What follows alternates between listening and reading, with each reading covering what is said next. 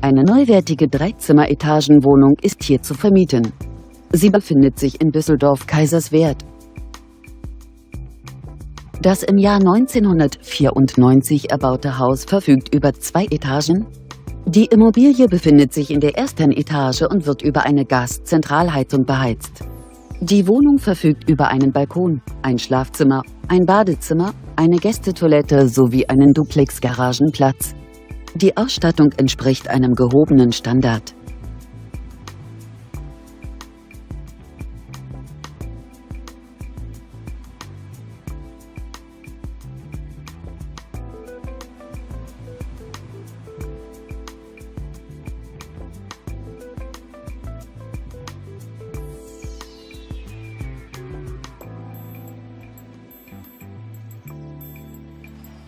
Die Etagenwohnung umfasst eine Wohnfläche von ca. 110 Quadratmetern.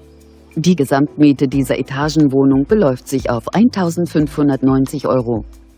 Wir informieren Sie gerne unter eingeblendetem Kontakt näher.